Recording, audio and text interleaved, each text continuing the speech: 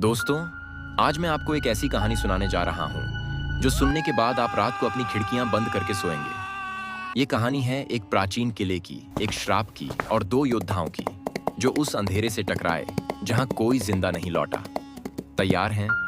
तो आइए चलते हैं चेतकगढ़ के खंडहरों में। चेतकगढ़ एक ऐसा किला जिसके बारे में लोग दिन में भी बात करने से डरते थे।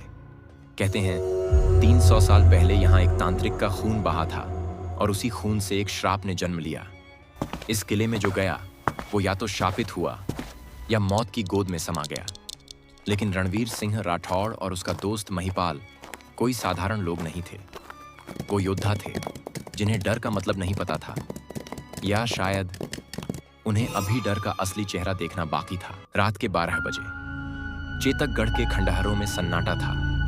रणवीर और महिपाल किले के मुख्य द्वार पर खड़े थे, उनके हाथों में तलवारें और दिलों में एक जुनून इस किले के रहस्य को उजागर करने का। किले की दीवारों पर पुराने चिन्ह उकेरे हुए थे, जैसे वो कोई चेतावनी दे रहे हों। और फिर वो उस कक्ष में पहुंचे जहां बीचों बीच एक भैरव मूर्ति खड़ी थी। भैरव की मूर्ति की आंखों से लाल रोशनी टपक रही थी, मानो खून की बूंदें हों। मूर्ति के नीचे एक शिलालेख उकेरा था, जो यहां रुका वह शापित हुआ, जो आगे बढ़ा वह मौत से मिला। महिपाल ने रणवीर की ओर देखा और धीरे से बोला, भाई, मुझे दूसरा विकल्प ज्यादा पसंद आ रहा है। रणवीर ने तलवार निकालते हुए जवाब दिया, अब कोई विकल्प नहीं बचा महिपाल। तभी चारों ओर से ठहाके गूंज उठे। दीवारों से, छतों से, अंधेरे से कालापन रिसने लगा। यह कोई साधारण अंधेरा नहीं था, यह कुछ और था। रणवीर ने चारों ओर देखा और फिर एक काले धुएं में से एक आकृति उभरी। लाल आंखें, विकृत कदकाठी और हड्डियों से लटकता मांस। एक पिशाच। उसने गरज कर कहा, तूने इसे जगाया, अब तू भी सोएगा हमेशा के लिए। महिपाल की टांगें कांपने लगी। भाई, हम गलत जगह आ गए। लेकिन रणवीर ने तलवार तानते हुए कहा, नहीं महिपाल, हम बिल्कुल सही जगह हैं। पिशाच ने मुंह खोला, उसके दांत रक्त से सने थे। 300 वर्षों से कोई योद्धा यहां नहीं आया, अब तू आया है मरने के लिए। रणवीर ने मुस्कुराकर जवाब दिया, मौत से मिलने की बारी अब तेरी है। रणवीर ने तलवार घुमाई और पिशाच पर वार किया, लेकिन तलवार उसके शरीर से आर पार निकल गई।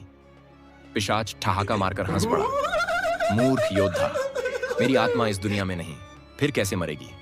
महिपाल ने घबराते हुए कहा, भाई, अब क्या करेंगे? रणवीर ने भैरव मूर्ति की ओर देखा। उसे कुछ याद आया, भैरव की अग्नि ही इस श्राप को जला सकती है। रणवीर ने पास की मशाल उठाई और पिशाच की ओर फेंक दी। धड़ाम! जैसे ही आग ने उसे छुआ, वो चीख उठा, नहीं, ये संभव नहीं। उसका शरीर राख में बदल गया। रणवीर और महिपाल ने चैन की सांस ली। महिपाल ने हंसते हुए कहा, चल भाई, काम खत्म, चलो वापस। लेकिन तभी दीवारों पर लाखों लाल आंखें चमक उठी। किले के केंद्र से एक स्त्री की आवाज गूंजी, रणवीर, तू यहां तक आ गया, अब तू मेरे बिना नहीं जा सकता। अंधेरे में से एक छाया उभरी, दूध सा सफेद चेहरा, गहरी काली आंखें और होठों पर एक कुटिल मुस्कान। वो थी चंद्रलेखा, चेतकगढ़ की श्रापित राजकुमारी। चंद्रलेखा ने कहा, मैं इस किले की रानी हूं और इस श्राप का कारण भी। 300 साल पहले मेरे पिता ने तांत्रिक काल भैरव को धोखे से मारा। उसने हमें शाप दिया कि हम पिशाच बनकर भटकेंगे। मैं अमर हूं, लेकिन बंधन में। रणवीर ने पूछा, इस श्राप को तोड़ने का तरीका क्या है? चंद्रलेखा ने मुस्कुराते हुए कहा, तू मेरे साथ रह, इस किले का राजा बन और मेरे साथ हमेशा के लिए। महिपाल ने चिल्लाया, भाई, ये सौदा ठीक नहीं। रणवीर ने तलवार कसकर पकड़ी, मैं आत्माओं को मुक्त करूंगा, न कि तेरे बंधन में फंसूंगा। चंद्रलेखा का चेहरा भयंकर हो गया। उसके बाल सांपों की तरह फड़फड़ाने लगे, नाखून नुकीले हो गए और मुंह से खून टपकने लगा। वो चीखी, तूने मुझे ठुकराया, अब तू भी इस श्राप का हिस्सा बनेगा। चंद्रलेखा ने रणवीर का गला पकड़ लिया। रणवीर की सांसें अटकने लगीं, लेकिन उसने पूरी ताकत से तलवार घुमाई और चंद्रलेखा की छाती में घोंप दी। वो चीखी और उसका शरीर अग्नि में बदल गया। पूरा कक्ष प्रकाश से भर गया। चंद्रलेखा राख में बदल गई। लेकिन कहानी यहीं खत्म नहीं हुई। किला कांपने लगा, दीवारों से रक्त टपकने लगा। एक गहरी आवाज गूंजी, रणवीर, तूने मेरी रानी को मारा, अब तुझे भी मरना होगा। वो था राजा विक्रम सिंह का प्रेत, विकृत, भयंकर और अमर। उसके पीछे पिशाचों की सेना थी। महिपाल ने चिल्लाया, भाई ये पूरी फौज है। रणवीर ने गरज कर कहा, राजपूत आखिरी दम तक लड़ता है। रणवीर ने पिशाचों को काटना शुरू किया, लेकिन वो बार बार धुएं में बदलकर जुड़ जाते थे। तभी रणवीर को दीवार पर उकेरा एक संदेश दिखा, केवल भैरव की अग्नि ही इस श्राप को भस्म कर सकती है। रणवीर ने महिपाल से कहा, हमें भैरव मंदिर पहुंचना होगा। दोनों मंदिर की ओर दौड़े। पिशाचों की सेना उनके पीछे थी। मंदिर में पहुंचते ही रणवीर ने भैरव मूर्ति के सामने रखी पवित्र अग्नि उठाई। सामने राजा विक्रम सिंह खड़ा था। तू नहीं जीत सकता, वो गरजा। रणवीर ने अग्नि उसकी ओर फेंक दी। धड़ाम! विक्रम सिंह की आत्मा जल उठी।